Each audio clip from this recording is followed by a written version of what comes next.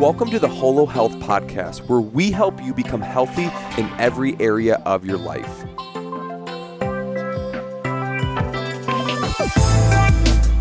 What's up, everybody? Welcome back to the Holo Health Podcast. It's your boy, T Dizzy, as Alex likes to call me. T Dizzy. As you can tell, Alex Cottingham is here. Alex, how are you? My name is Alex. I'm doing well, and I'm with Trevor, Deal, T Dizzy. What were the other nicknames that you said? That's not important. What is important is that we actually have a guest on today's episode. We do. We have Miss Jill Thornton. Jill, hello. Hey, everybody. T Dizzy. That's right. See, Alex, she adopts the nickname. I like it. It sticks. Okay. Anyways, we'll go with it. We have Jill on because we are stepping into a new podcast series, and she's the first guest on the episode. Congratulations, Jill. Thank you. Another Thank medal. you for having me. Another medal, another win. Another medal. Well, Jill, I would love for us to just start the episode by you explaining a little bit of your background, who you are, how you're connected to Holo Health, just so our listeners can get caught up to speed. I guess why we chose you first to be on the episode. Sure. Well, first of all, thank you so much for the opportunity to be on here and to share a little bit about what I know. That's fine. Just bill me later. Cash, coin, check, coin. Yeah, there you go. So I'm Jill. I am the owner of Coming Strength and Fitness. We have been open almost 10 years now, almost a decade. Wow. So my husband and I opened the gym back in 2013. So that's kind of, where our connection has been made with you guys and with Alex. I have two children. I have a 16-year-old daughter and a 12-year-old son. Hunter and I were high school sweethearts. We've been married since we were right out of high school. So that's awesome. We're getting close to 20 years of being married, which is cool. Mm-hmm. Pretty cool. And so as far as like the last 10 years of what we've been doing, I am a competitive athlete and I'm also a business owner. So and a mother. So balancing those three things have been my top three priorities. And just kind of spending the last 10 years developing skill sets and habits around how to do these things and do them well, how to best serve our community, our business, my family, and to best serve my goals as an athlete. So does that help? Is that good? I think that's a good picture. Okay. Did it way quicker than I would have. Okay. Yes, way quicker. I condensed. Thanks. I mean, I'm a little bit older than you guys, so I had to condense it into like straight up condensed chicken soup. No, you just had more experience explaining and sharing your story. Yes. So There you go. Yeah. There you go. Jill, so one of the things that we are trying to do with Holo Health is kind of redefine health from diets and exercise, biceps and abs, what you see on social media, to really talking about health and what it really is and what it was meant to be. Because we believe that health, and I know you do too, that there's way more to health than just what we do in the gym and what's on our plate. Yes. Right? And you know that for sure. It's the health of your relationships. It's the health of your faith. It's the health of your emotions. It's all of those things. So we're trying to broaden and redefine, hey, there's no such thing as just your physical health, just your mental health, just your relational, emotional, spiritual health. There's health. There's just health. So, Jill, I think one of the problems, and you can attest this because we're going to go really towards the physical side of health, but it's just health in general, that one of the biggest problems is that health is misunderstood. And that's what we just said, that it's misunderstood of what true health actually is. And that's kind of the space Trevor and I are really stepping into. What are some ways in the gym, outside the gym, what you see in social media, the conversations you have with people, what are some just common misconceptions just with health in general that you see a lot of? I agree with you 100% that it is it's very holistic and there's so much that health is that people don't understand. I think one of the common misconceptions is that it is only your physical health. Yeah. People think of health and they think physical health.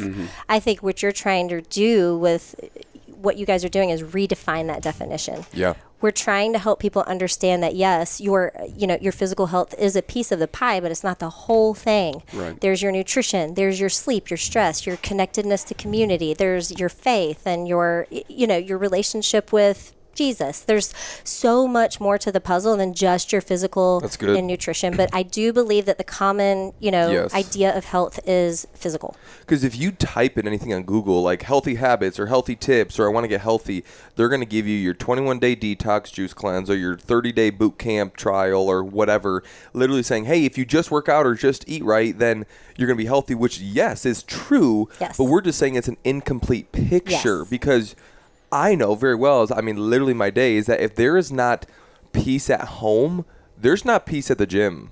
If there's not peace in your heart or with your emotions, that's going to manifest at work. That we're saying each area of health, not just physical, each area of health is going to interact and interconnect, and they're going to be interdependent on one another. All of them. Yep.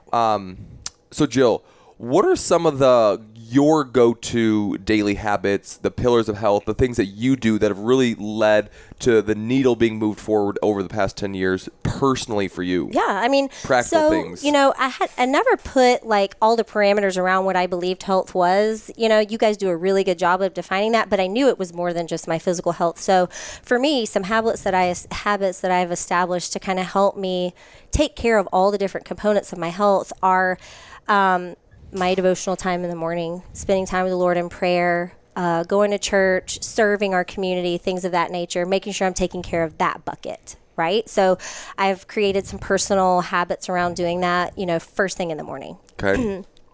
In terms of health and nutrition, that is what I do for a living. It's part of my career. So that, I have obviously built a ton of habits around those, but I don't have to be quite as intentional with those as I do the other pieces, So take, for instance, the relational side. Like I have to be pretty intentional about making sure that my husband and I are still going out on dates, that I'm still having dinners with my friends and getting together and making connections with people. My personality lends itself to tasks and, achieving and things like that. So many times I can overlook my relationships in my life. So I have to be very intentional about making sure that I still prioritize those things. Mm-hmm. So, and then outside of those, habits are interesting because they're really hard to establish. Right. But once you've taken the time and the work to get them going, they serve you so much in the long run. Mm-hmm. So yes, they're hard to start. Yes, it takes some time. But in the long run, habits will serve you very well, and especially in the realm of health and wellness. Mm-hmm. No, that's good, Jill. And I think one win, listeners, we want you to take away from this is, and we keep talking about health is misunderstood and blah, blah, blah, all these things. The direction, if you follow what culture says and what social media says in terms of your health, is you'll realize one day that the direction you've been going to take care of your health is so far off course of what God's designed for it is and what it means to be truly healthy. And so our vision is this conversation between Jill, Alex, and myself is that we're painting something practically, that even if it's just one thing that you can take away to help steer you in the right direction. Because the last thing we want for you is to realize 10, 15, 20 years from now, you wake up and you realize you're pursuing the wrong things, and you are missing the relational piece. You are missing your walk in your faith in Christ and your relationship with Him, emotionally, spiritually. But we're specifically wanting to talk to Jill about the physical side. And so, Jill, you've been doing this a long time. You've been running the gym for quite some time, coming up on a decade, which is awesome. I think that it would be great to talk about some of these detailed habits and maybe buckets of the physical side that you see success in your own life, and then also in the members in the gym. So I want to talk about sleep, because habit number one for us is what, Alex? Come on, sleep well. That's right. So Jill, talk to us about why sleep is important, and then maybe interwove that for your own life as well. Yeah, sleep is super important. It's very underestimated. Probably the most underestimated form of recovery there is. Everybody would rather, hypervolt their muscles than get an extra hour of sleep. 100%. There's a lot of truth in that. Have you seen what Matt Fraser said before? Yeah. He's like, if sleep was a drug, like it's the most... I'm butchering It's the most performance boosting thing you can do. He said if you could put sleep in a pill, it would be banned for how. Yes, for how that's exactly it's what it would change your body. It's like how just beneficial. I just wanted to tee you up. Thank you. I appreciate it. it. I mean, you know how crummy Anyways. you feel when you don't sleep good. I mean, when you have little kids at home and they're interrupting your sleep nonstop, it's hard to function at a high level when you don't have your sleep. So some habits around sleep. Number one is good sleep hygiene. Have a routine. Get into a routine of how can I get myself into bed and ready for sleep at this time. So there's planning, and then there's good sleep hygiene leading into that. So a couple of tips for people on that is put your phone away. Right? That phone is a huge distraction, and it keeps your mind just firing, and you can't get rested and like kind of unwind and get ready for sleep. So put your phone away. I personally will plug mine in my bathroom. I don't have it even within arm's reach. It's out of the way. Awesome. Number two is make your room dark And I use a sound machine, but some people like it quiet. It's just personal preference. But find a way to prime your environment, right? Alex talks about this all the time. Prime your environment. And then make a plan. If you know you want to be asleep by 10 p.m., get in the bed at 9:30, start to wind down, read something, and then hopefully you'll be asleep by that time. But, it's not going to work perfectly the first 3 times you try it. So same as any habit, you've got to keep trying, keep going through the process of building these habits and hygiene, and it will start to happen. I think that's great. And one thing I would kind of piggyback off that is I would say the 3 of us specifically are in completely different seasons of life. Yeah, that's a good point. Jill, you and Hunter have kids that are, one's almost a teenager, one is a teenager. Alex has 2 young ones and another one on the way. Aaron and I do not have kids. So the sleep in terms of, what that specifically would look like is totally different. And so we talk about health as attention to manage. It's understanding, I'm not going to like restrict and completely, uproot my social life or my relationship with my spouse or anything like that to the point where it's like, I have to get 9.5 hours of sleep, right, or I won't survive. The important part to remember and kind of hone in on is that sleep is important, and it's also something that in your season of life you can look to prioritize or optimize rather to balance with the other areas of your life as well. Sure, absolutely. Jill, what about nutrition? What about it? So it's so what about it? Yeah, what about it, guys? It's probably the most confusing thing out there in regards to health and fitness. Yeah. Everybody's selling something. It's so true. Tweaking it to make money. But when you actually look at the essence or the pillars or the fundamental things in nutrition, it's actually simple and sustainable. Yes. How have you made it simple and sustainable over the years? It's getting back to the basics. Yes. Having an understanding of what healthy food is and isn't. A paleo or gluten-free gummy bear is not healthy. It's still a gummy bear. Get back to the roots of fruits, veggies, and proteins, like eating whole, unprocessed foods 80% of the time, giving yourself a 20% margin for fun stuff, birthday cake, ice cream, cereal, whatever.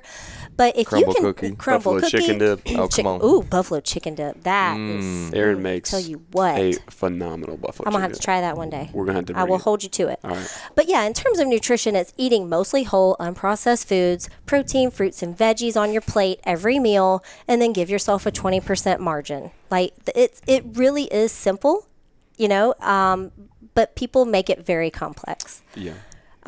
Some people have the all or nothing mentality, and we've talked about that before. Some people want a quick fix, want to take the pill, want to do the 6-week shake weight loss regimen. Right. But what is sustainable is something that you can do every single day for the rest of your life. Mm-hmm. That's good. Making 3 plates a day with protein as a quarter of your plate, half your plate's veggies, a quarter of your plate is a starch, 3 plates a day, boom. You are in it to win it. You're in it to win it. Right. So, Jill, really quick about nutrition, then we can kind of go in a broad picture. I'm really going to go deep because this is very practically, you've shared it before.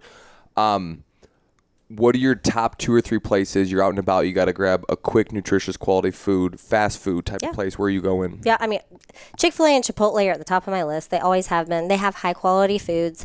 I'm familiar with their menu. I know I can get some lean protein, veggies, and fruit. What's your order at Chick-fil-A?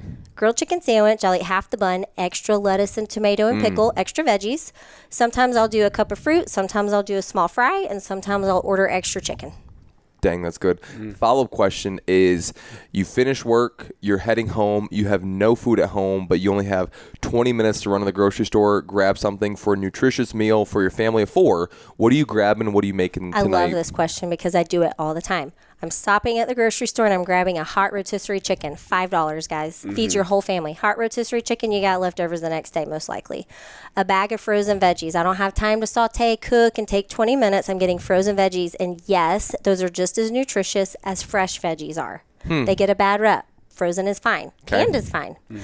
So get a bag of frozen vegetables, and then I'm getting 2 sweet potatoes wrapped in saran wrap. I'm taking it home. I've got the chickens ready. I'm heating up in the microwave the veggie, and the saran wrap potatoes also go in the microwave, and they're done in 5 minutes. Boom. Wow. Got your veggies, your protein, and your starch. I think I may do that tonight. It's literally 5 minutes. It's literally 5 minutes. Yeah. That's awesome. Jill, do you carry a water bottle around? Alex, I'm staring at it right now, but I'm going to be vulnerably honest. I need to do better with water. I know how much I should drink every day, but it competes with my coffee. And that's just me being real honest here on your podcast. But I do carry it around with me. That's good. I don't want to go down the rabbit hole, Alex. I'm with Jill on the delight. We love coffee. It's a delight. Alex, It's a delight. It is a delight. Yes.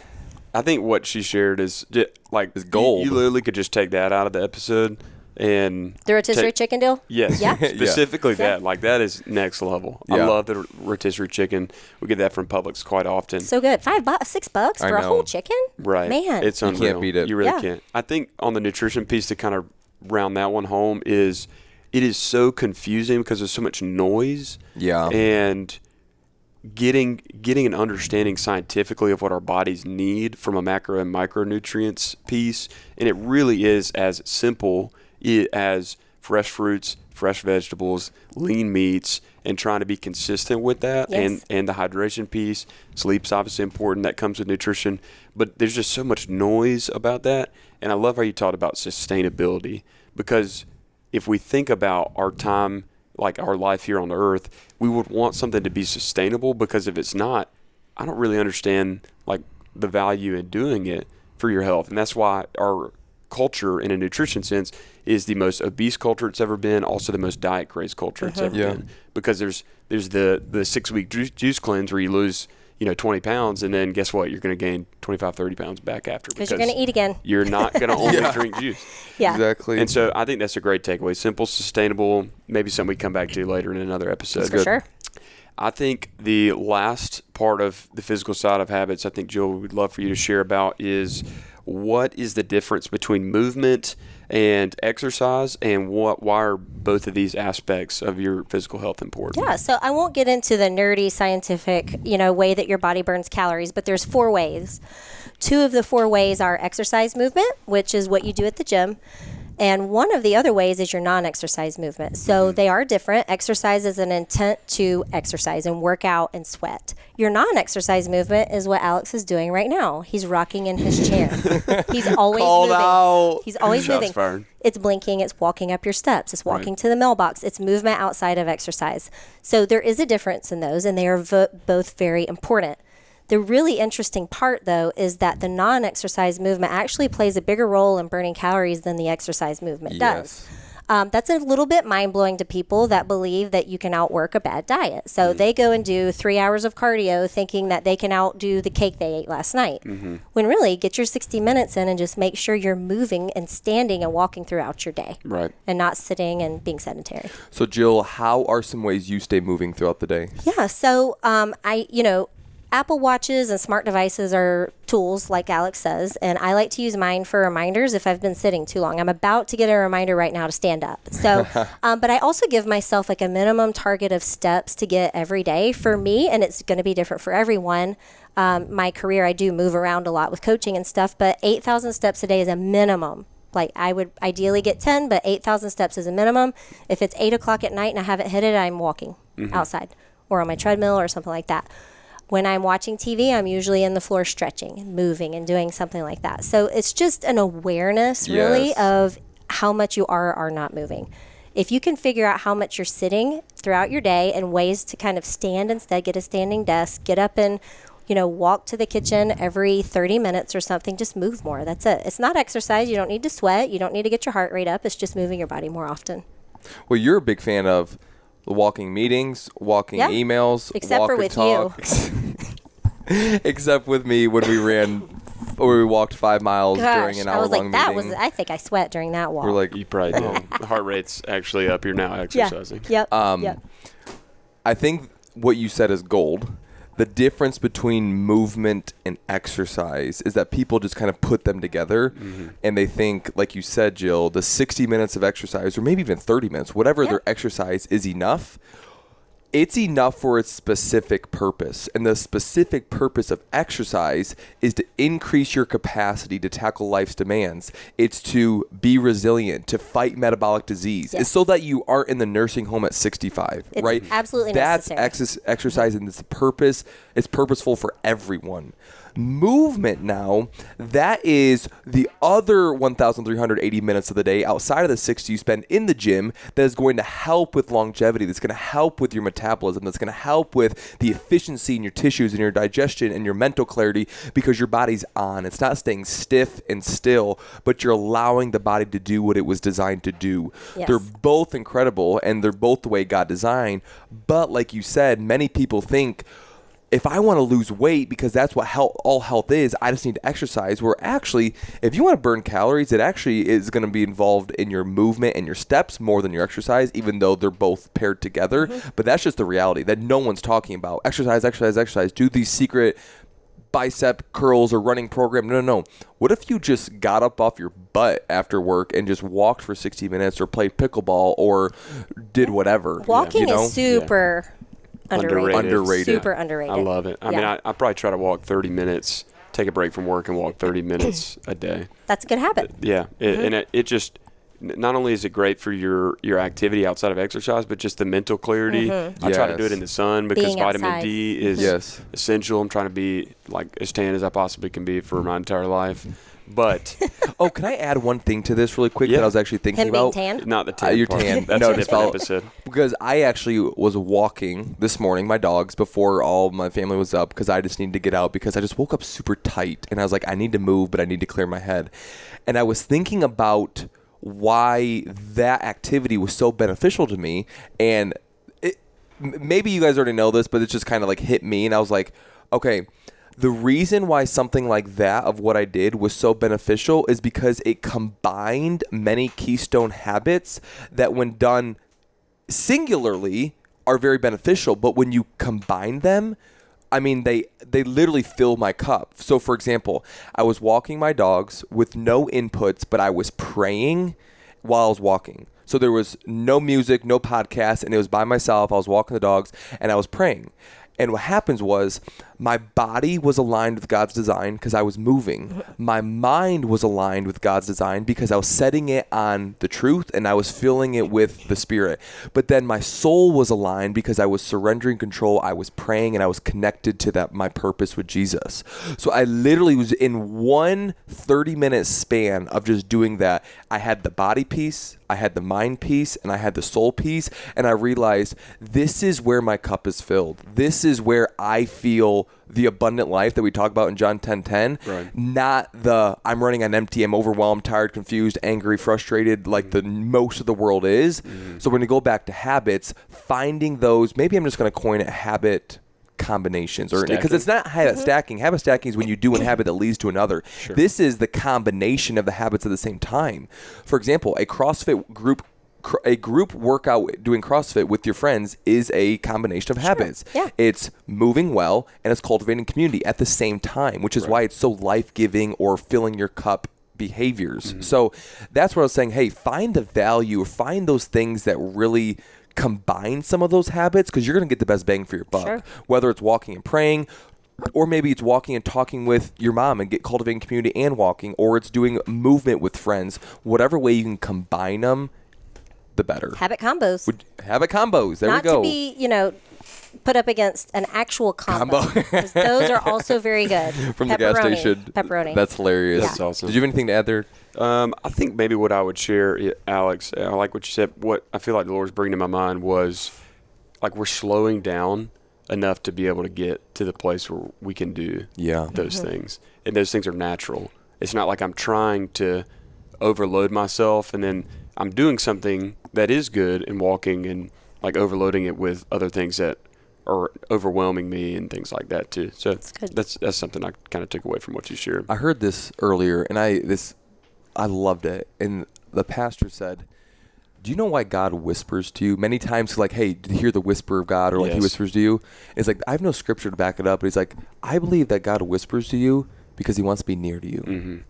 And we can't do that unless we're still and unless we're calm and we're actually creating space to do that. And many times that's found in those moments of early in the morning, like Jill said with her habits, or just clearing your space, being still, living in those margin because God's going to come close to you because that's the kind of God he is. Yeah. Anyways, we're rounding third in this conversation. We're coming home. Jill, thank you so much for just all of this. In general, Jill, we talked about ways that health is misunderstood. What are just one or two common ways people struggle with health, with some of those misunderstandings? And what are some like easy coaching ways that we can just give them for those? I think the main thing is that, like you said, it's super overwhelming to try to start something. You know, you have a bazillion things being thrown at you on nutrition and fitness, and people just don't know where to start. The thing is, all you need to do is start. It doesn't matter what or where. Just take one foot and put it in front of the other and make a step towards your health some way, one step at a time. The second part to that would be find someone to take the steps with you, whether that be a friend, your spouse, a coach. That's what we do really well here at Coming Strength and Fitness. You get a coach for fitness and nutrition. Yes. Finding someone to walk alongside you, but just get started. That's the main thing, is don't be intimidated by all the information out there. Just start moving towards what it is you feel like you need with your health. That's awesome. Listeners, we hope that you enjoyed today's episode. Jill just really unpacked a lot of really practical habits that not only she does, that she also believes and coaches others to do herself. Jill, really quickly, if any listeners aren't already connected with you, where can they find you and learn more about what you're doing? Yeah, you can always find me at CSNF, Coming Strength and Fitness. We have a Facebook and an Instagram page. And then you can also hit me up on my Instagram page. It's Jill Thornton 814. It's my 2 softball numbers combined. I was number 8 in high school and number 14 in college. That's awesome. Athlete, winning ways. Yes. Jill, thanks so much for being on the Holo Health Podcast. Thank you. Thank you for having me. Thanks for listening to today's episode. If you want to learn more, check us out on social media or visit holohealth.com to learn how you can start living a truly healthy life today. That is HOLOHLTH.com. Thanks.